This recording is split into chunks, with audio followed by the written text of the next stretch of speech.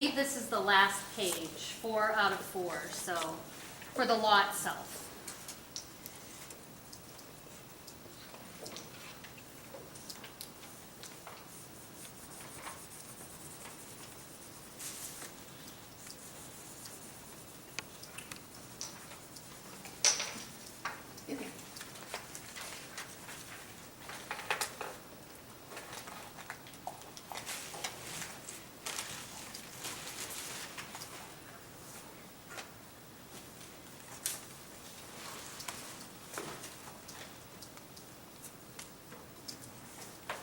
We're just asking for some clarification here, 1 second.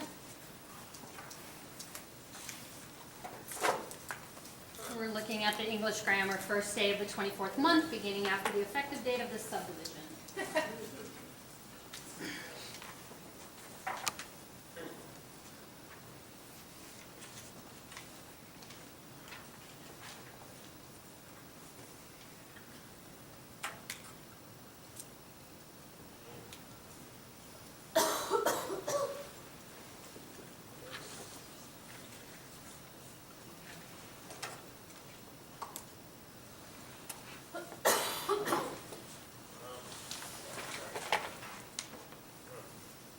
So we are highlighting number 2 as well.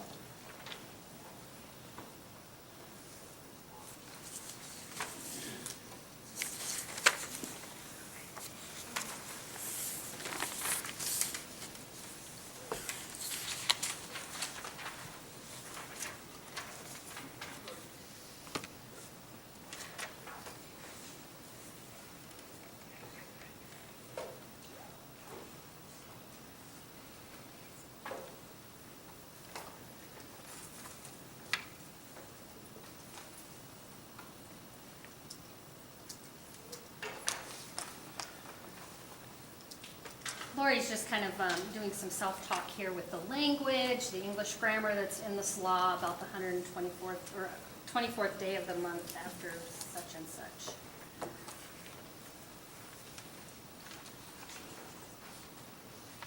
I'm going to hold that for now. I want subcommittees to look for that.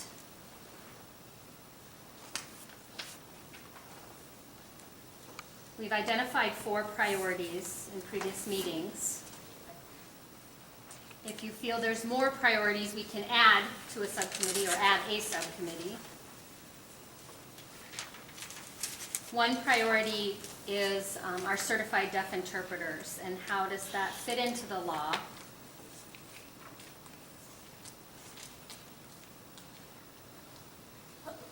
I know Ashley did want to kind of be the head of that subcommittee.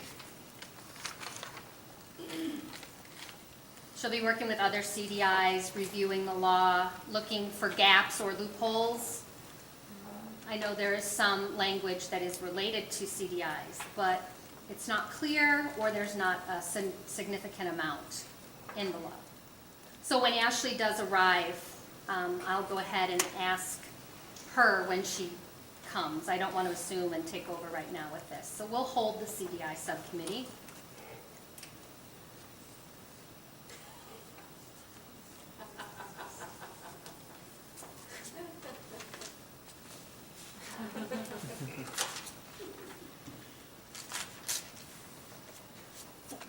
So my little question mark in the smiley face isn't like forcing her, but strongly encouraging her to take over that subcommittee and lead it. Another priority the task force talked about of having a subcommittee for is enforcement. Who monitors interpreters? If they're not following the law, what happens to them? How do we handle that?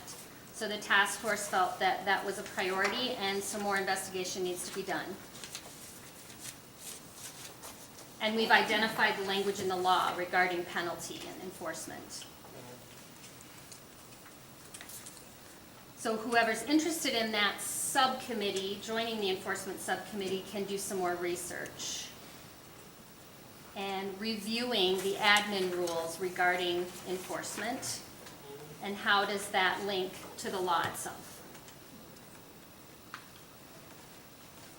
So if you're reading it and you're kind of like, this doesn't make sense, you can go back to the admin rules and get some clarification. And if that's still confusing, then we need to add something else possibly. Agreed?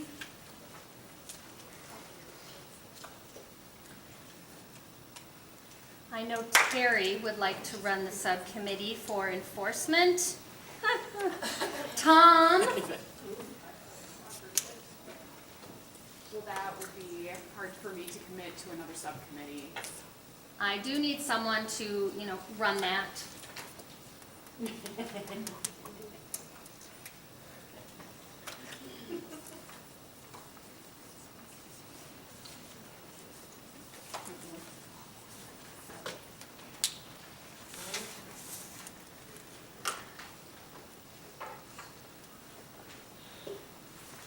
So Amy, if there's other task force that want to be involved, taking the lead, you'll be setting up meetings, possible discussions, researching about enforcement penalties that are related to that.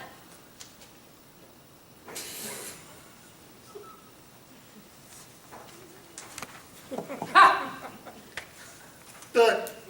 I'm the admin, I'll just decide.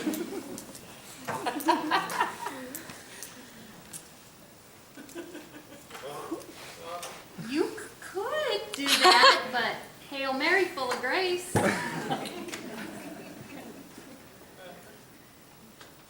So I'm sure some more recruitments will come in. Who's interested in that subcommittee?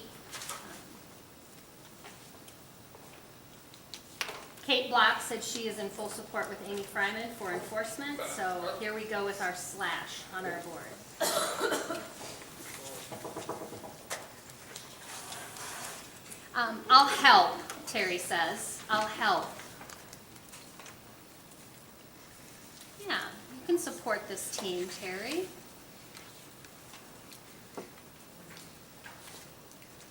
The third subcommittee the task force thought that was very important is certification.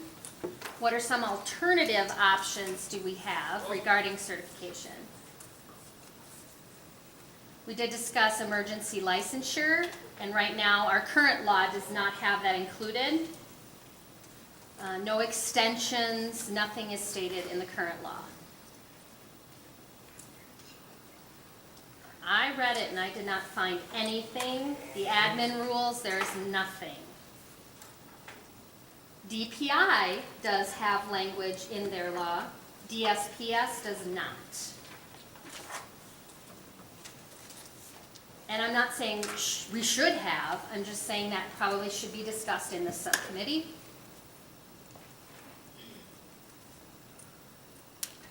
I will pick myself on this subcommittee. Anyone else? Did you meet for certification, Pam?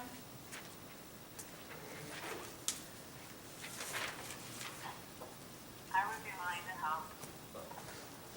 Angie will be willing to help.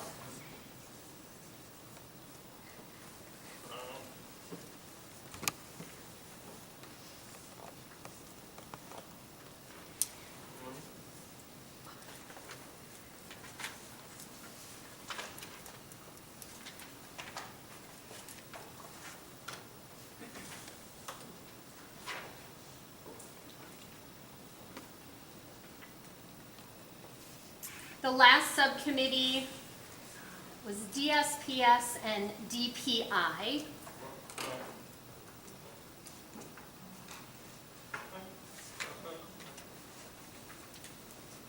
We want to develop a memorandum of understanding. We reviewed the SLIC, I reviewed all of the minutes from the SLIC from 2011, 2012, and I found language in their minutes. They did communicate with DPI. They developed an FAQ, frequently asked questions, to DPI. They got feedback from DPI and then went to DSPS, and SLIC was able to review that document. It's in their minutes. I saw the language there. So it's not just made up, it's not a made-up document we just pulled. There was some partnership there and development of that FAQ and feedback given. That's how DSPS developed the FAQ.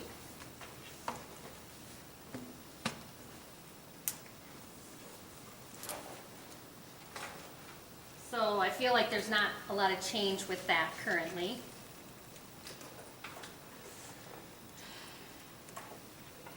So my point is we need to talk with DPI again.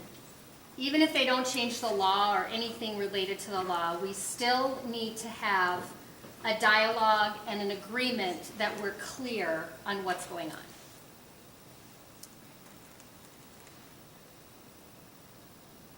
I discussed with Barb Van Huwen from DPI, and she's going to be working with us, the task force. Make sure that we communicate with each other and develop that memorandum of understanding.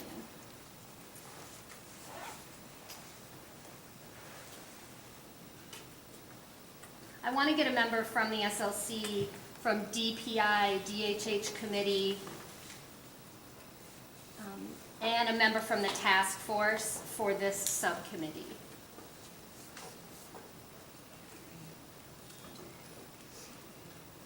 And a representative from both DPI and DSPS to be in this subcommittee group. So who is just burning at the bit to be on this one? Don't all put your hands up at the same time. Oh. And this is Amy. I wouldn't mind being involved in the committee, however, leading it I would not be interested in. Lori? Hi. Hi. I see you. I'm giving some thought here.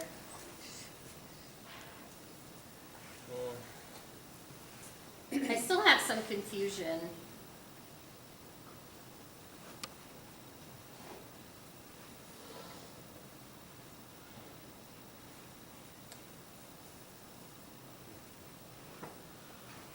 One moment.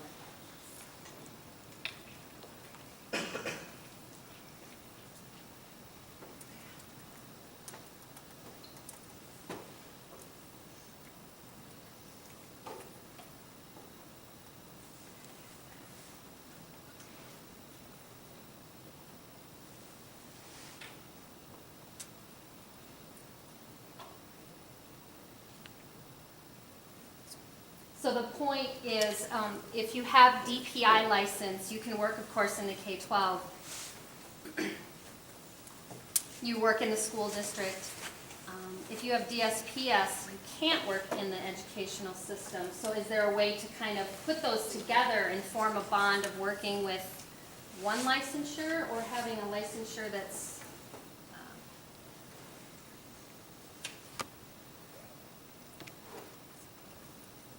So Pam's just saying that could be an actual subcommittee point of clarification.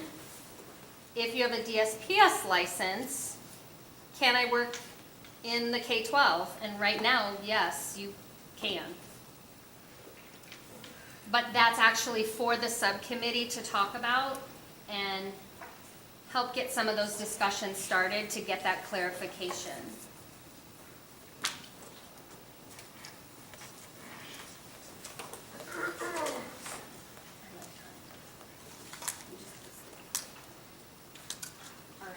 So, Amy, maybe if you would like to help support the DSPS/DPI subcommittee, I can put you on it.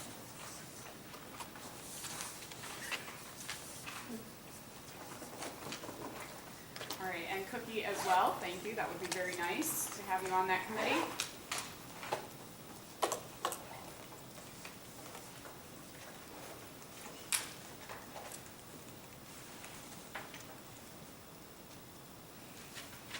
And task force members are just discussing the subcommittees. I guess we'll see when Ashley arrives, and surprise, CDI chairperson of the subcommittee. So we've got Amy and Kate Block for enforcement. I believe Terry is interested Yes. in joining that as well. I will be doing that. All right, so we've got myself as the lead for the certification as well as Angie. And then DSPS DPI headed by Lori, along with Amy and Cookie joining her.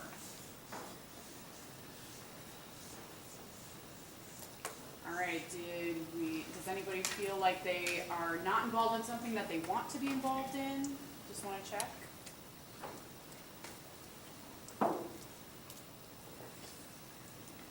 Okay. And remember to please hold public comments. Now, our next meeting in June, of course, you know me and my emails. I will make sure to give everybody a heads up on defining the roles of each subcommittee and what you are chartered with. If you need any help getting started with your subcommittee, if you need more documentation, we have plenty of resources and information available to get you going. All right, everybody clear with our subcommittees? Okay.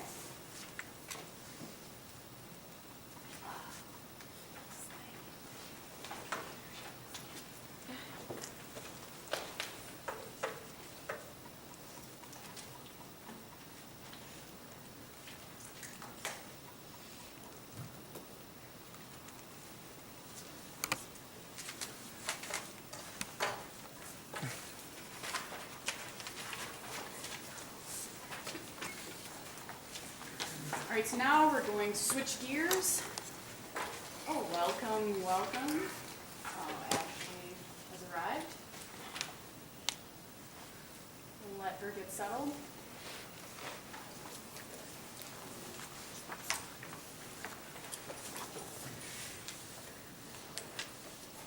Yes, you could sit to the sidelines so that everyone can see you. That would be great. Thank you, Ashley. Reserved especially for the deaf.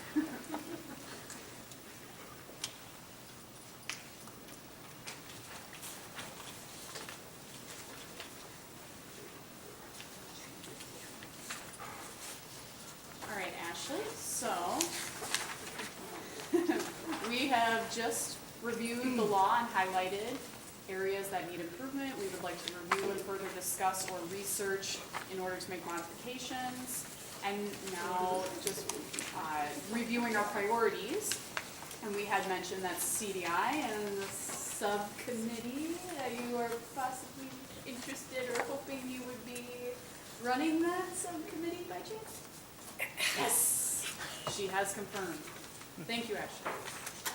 Yes, I am very motivated to get involved with that. All right, so yeah, we would like you to take the lead on it, but remember you can recruit community members. And this is Ashley. Yes, I'd be happy to help with that. Pam, thank you.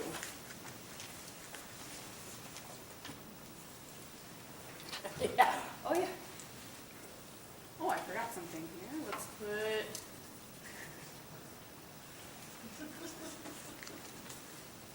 So it's no longer a question, it is an exclamation. She is on board.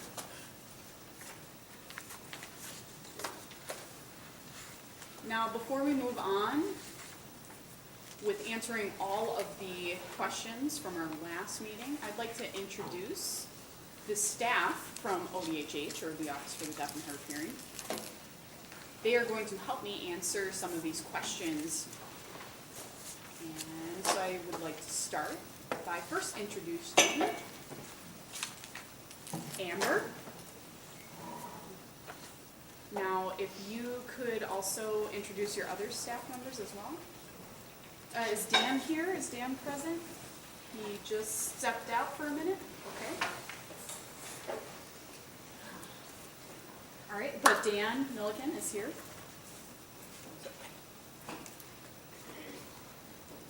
The interpreters want to come join us in the front.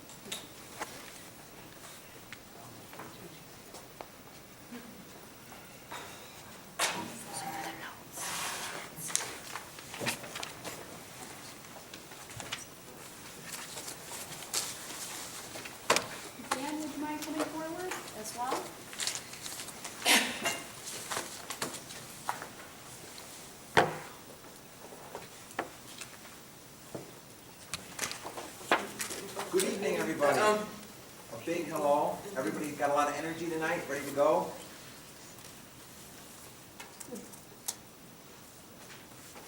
I'm too short, you can't see me. Oh.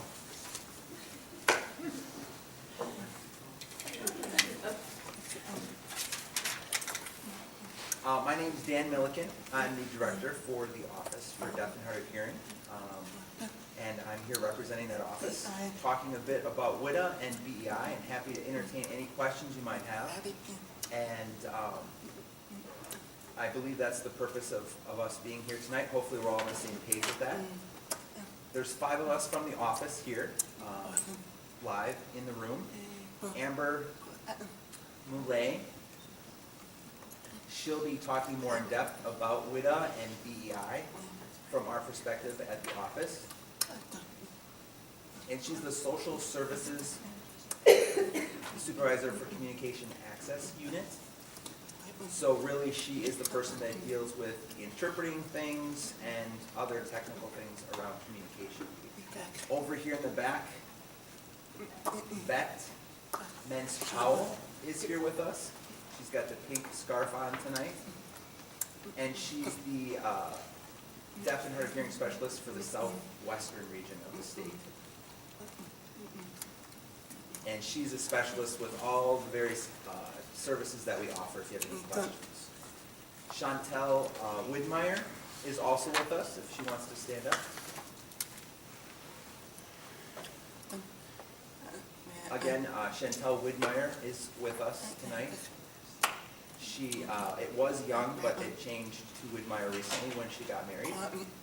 And then also Carly Beery is with us.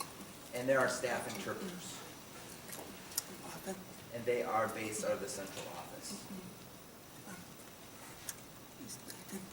So we have deaf and hard of hearing specialists that cover the state of Wisconsin. Betty's from the southwestern region. Carolyn Ludka, she's based in the Milwaukee office. We have also Nancy Harbison in the northern region, Fox Valley area. And then we have Jennifer Kane. Jennifer Anderson, thank you. She's based out of Eau Claire. And she is also a deaf and hard of hearing specialist. But tonight we're talking more about WIDA and BEI, so that'll be the focus of our presentation tonight. Right, and now we're just answering the frequently asked questions. So if the task force members have questions for ODHH, they would be the ones asking. We're going to hold public comment to the end. Would you like to stay up here with us just in case? We got to step up and answer. All right.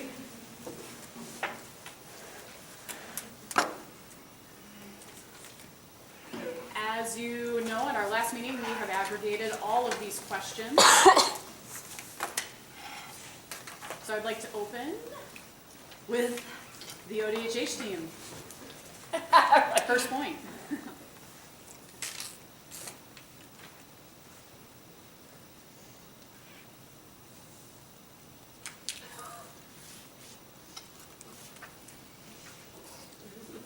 Yep, and I'll be going into that more during the presentation, so I'll address that more in depth about the BEI national trends, as well as the validity and the pass rates.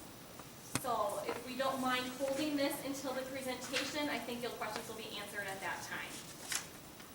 Otherwise, if you have further questions after that, I'd be happy to entertain that afterwards.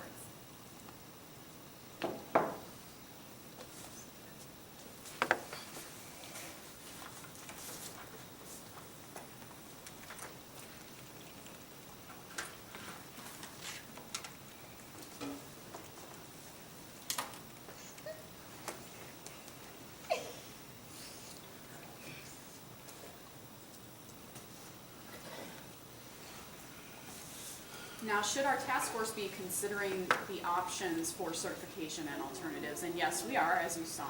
And ODHH, we have discussed as one of the options as organizations for certification, but we will be reviewing other ideas as well. That's part of our certification and alternatives subcommittee. We would like them to research these alternatives.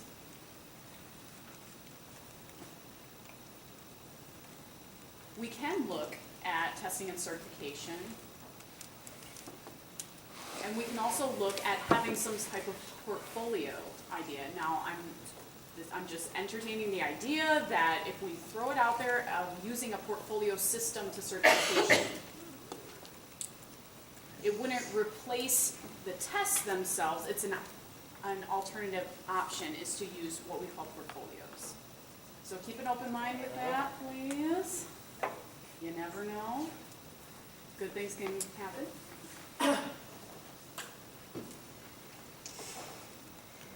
Somebody asked if the subcommittees are always task force individuals, but like I have mentioned, we are setting up the subcommittees, but once they get going, we would like to invite members of the public to join them in their efforts. We're looking for people with specific knowledge or extensive expertise in these different priorities, okay? That makes sense? Anything else, task force, that you want to respond to these questions? Okay. Okay.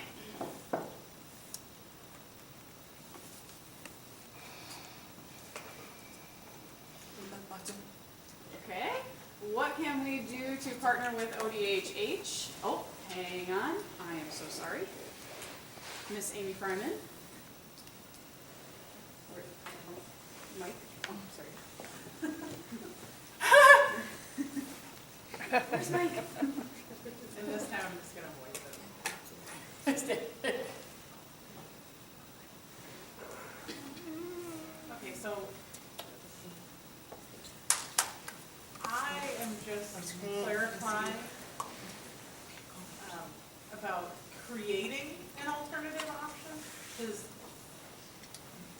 I think creating an alternative option, like you said, a portfolio or something of that like might be an option, keeping the options open. But creating an alternative test, I think I wanted to make sure is off the table for our task force, because I think that's outside of our purview. Now, I'll leave that open to the rest of the task force members, but I just want to make sure that that point is clear, so it doesn't leave dangling questions later.